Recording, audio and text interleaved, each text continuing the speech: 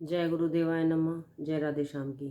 आज हम आपको 10वें स्कंद का 21वां अध्याय सुनाएंगे।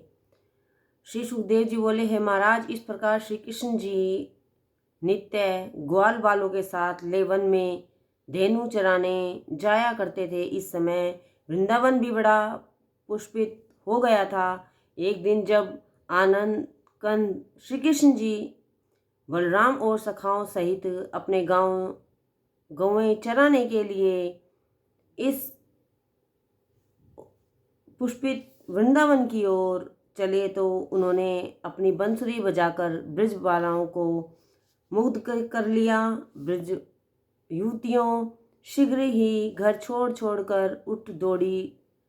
यथा वे सोचती कि श्री कृष्ण जी के दर्शन कब होंगे। कई सखियां उस वंशी का वर्णन करने लगी। हे राजन, उन्होंने कुछ कहना आरंभ किया ही था कि उन्होंने भगवान की और लीलाओं का स्मरण हो आया और काम वेग से उनके चित्त चंचल हो गए। इस कारण वे कुछ कह न सकी। इसी समय सिर पर मोर पंखों का मुकुट, कानों में कनेर पुष्प, शरीर पर स्वर्ण समान पीतांबर और गले में वैजंती माला धारण किए हुए, नट के समान सुंदर रूप बनाए हुए, अपने अधरामृत से बांसुरी के छिद्रों को पूर्ण करते हुए भगवान श्री कृष्ण जी अपने चरण चिन्हों से रमणक वृंदावन में पधारे। इधर ग्वाल बाल पहले ही से यशोगान कर रहे थे। हे राजन, तब समस्त जीवों का मन हरण करने वाली बांसुरी का गीत सुनकर सब उसका वर्णन करने लगे।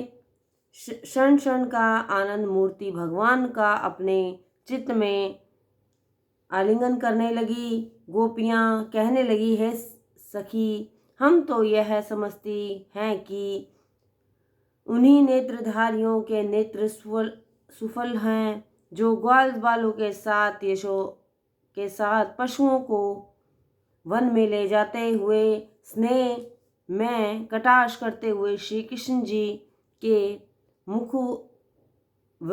मुखविंद्रा सादर दर्शन किए हैं।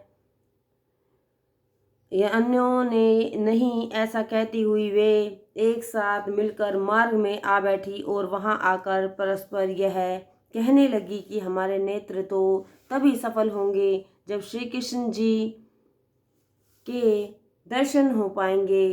अभी तो कान्हा ग्वाल गायों के साथ वन में नाचते गाते फिरते होंगे। जब संध्या समय इधर आएंगे तब हमें दर्शन प्राप्त होंगे। दूसरी सखी ने कहा, तेरा कहना सत्य है, क्योंकि कृष्ण की बांसुरी ने वृज पर मोहिनी सी डाल रखी है। मनुष्यों की कौन कहे, इसकी धुनी सुनकर तो देवता तक मोह जाते हैं। तब उसके इस कथन को सुनकर सखी ने कहा, क्या कहूँ सखी, इस बांसुरी ने तो सचमुच ही बड़ा उत्पात मचा रखा है। इस प्रकार सब गोपियां परस्पर बैठकर भिन्न भिन्न रीति से कृष्ण की बांसुरी के संबंध में अपने अपने विचार प्रकट करने लगी। कोई कहने लगी, रे सखी, भला इसमें इतना क्या गुण है जो यह निशी दिन भगवान श्री कृष्ण के मुंह लगी रहती है। यह वंशी तो भगवान रूप श्री कृष्ण का अधरामृत पान कर आनंद वर्षा करती हुई सर्वदा ही प्रसन्न रहती है। हो न हो, यह हमसे भी प्यारी है, तभी तो वह आनंद कंद हरि नित्यश इसे लिए ही रहते हैं। जब श्री कृष्ण जी इसे अपने पीतांबर से पोंछ कर बजाते हैं तब सुर, किन्नर, मुनि और गंधर्व अपनी अपनी स्त्रियों के साथ ले विमानों पर बैठ बैठ हंसते हुए सुनने आते हैं और सुनकर मोहित हो जहाँ के तहाँ चरित्र रह जाते हैं। तब भला इसने ऐसा क्या तप किया है जो सब इसके अधीन हैं। गौएं और बछड़े भगवान के मुख से निकले हुए बांसुरी के गीत रूपी अमृत को जब कान उठाकर सुनने लगते हैं, तब उनके मुख की घास की ग्रास तथा बछड़ों के मुंह का दूध का घूंट मुंह में ही रह जाता है, क्योंकि इस प्रकार वे कृष्ण जी का मानसिक आलिंगन करते हैं। और इस वन में पक्षी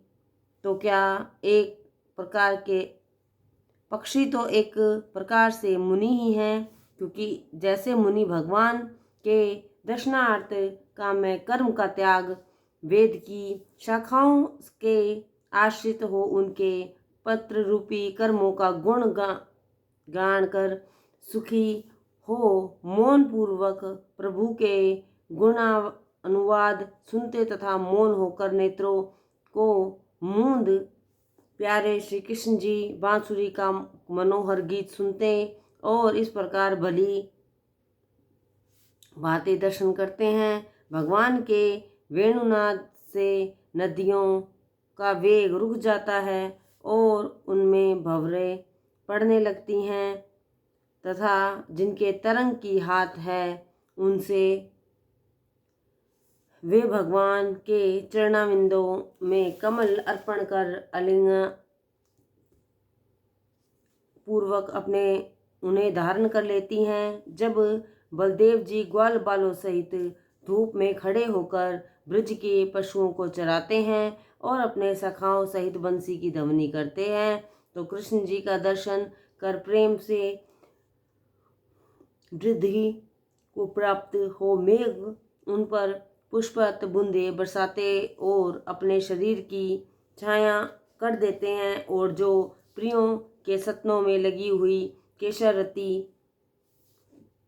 समय श्री भगवान के चरणारविंदों में लग गई है, उनकी अरुणता में मिलकर वह अधिक शोभा पाने लगी हैं। इस प्रकार जब वे केशरयुक्त चरणों से वन में विचरते हैं, तब उनकी केशर जो घास से लग जाती है उसे देखकर कामातुर भुलानियाँ उसे घास पर से ले लेकर अपने मुख और सतनों पर लेप करके कामाग्नि को शांत करती हैं। इसलिए वे धन्य हैं। हमारा भाग्य तो ऐसा भी नहीं है सखियों। यह गोवर्धन पर्वत अवश्य ही भगवान के भक्तों में से परम भक्त जान पड़ता है, क्योंकि श्री राम के चरण स्पर्श करने से उसे महान आनंद है। और वह गौ गोप सहित उन दोनों बंधुओं को जल उत्तम तृणा कंदरा तथा कंदमूल भेंट करके सत्कार करता है। हे सखियों, गौ के बांधने की रस्सी और सिर पर बंधे हुए कंधे पर रखे हुए और ग्वाल भाव को दिखलाते हुए जब ये दोनों भाई ग्वालों के साथ वन ग्वाल भाव को दिखलाते हुए जब ये दोनों भाई ग्वाल बालों के साथ वन में गायें चराते हैं, उस समय इनकी मधुर राग में बांसुरी की ध्वनि सुनकर जड़जीव स्थावर की भांति स्थिर हो जाते हैं और स्थावरों में जगमों के धर्म दिख पड़ते हैं। यह महान आश्चर्य का विषय है। श्री सुखदेव जी बोले, इस प्रकार विचार करते हुए भगवान की क्रीड़ाओं का परस्पर वर्णन करती हुई गोपी उन्हीं में तन्मय हो गई। जय गुरुदेवाय नमः। जय राधे श्याम की।